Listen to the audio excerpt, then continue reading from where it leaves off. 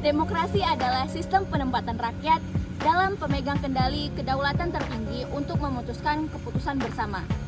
Dalam pasal 1 ayat 2 Undang-Undang Dasar 1945 menyatakan bahwa kedaulatan berada di tangan rakyat dan dilaksanakan oleh Undang-Undang Dasar, yang dimana dalam negara yang berdemokrasi, rakyat bukan hanya sebagai objek dari kebijakan, tetapi rakyat mempunyai hak untuk berpartisipasi untuk menentukan nilai dari keputusan bersama.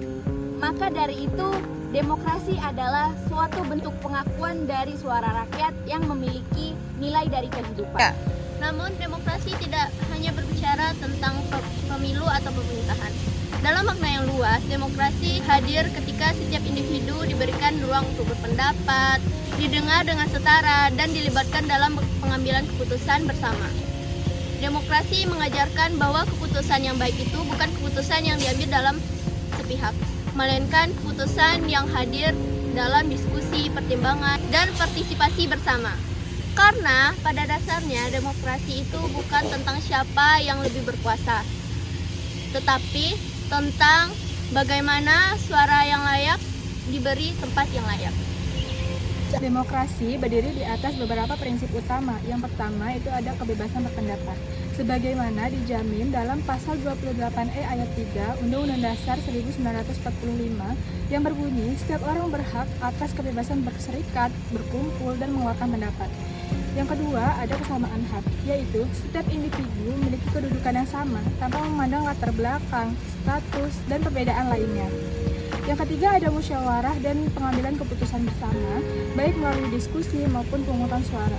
Dan yang terakhir ada penghormatan terhadap keberagaman pandangan, karena perbedaan pendapat dalam demokrasi bukanlah suatu ancaman, melainkan bagian dari proses untuk menuju keputusan yang lebih matang. Sebuah lingkungan yang dapat dibilang demokratis terdapat beberapa karakteristik utama.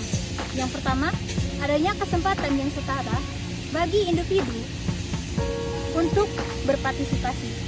Yang kedua, adanya kebebasan dalam menyampaikan sesuatu tanpa tekanan.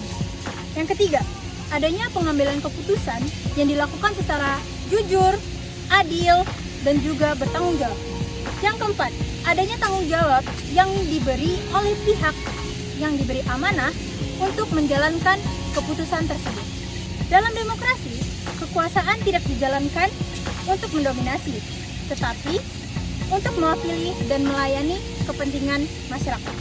Hal ini sejalan dengan hakikat demokrasi, sistem pemerintah oleh rakyat, untuk rakyat, dan juga untuk bersama.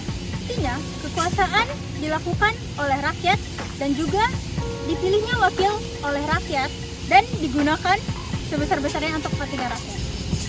Penerapan demokrasi dapat kita lihat dalam kehidupan sehari-hari, contohnya di lingkungan kampus maupun lingkungan sekolah. Contoh penerapannya sebagai ketua organisasi, ketua kelas, maupun ketua himpunan. Nah, setiap calon diberi kesempatan untuk menyampaikan visi, misi, serta gagasannya. Nah, setiap anggotanya memiliki hak untuk memilih sesuai dengan pertimbangannya. Dan ketika hasilnya ditetapkan, seluruh pihak menerima keputusan tersebut sebagai hasil dari proses yang telah disepakati bersama. Dari situ kita belajar bahwasannya demokrasi ini bukan hanya mengenai siapa yang menang, tetapi bagaimana proses berjalannya demokrasi ini bisa berjalan dengan adil dan terbuka.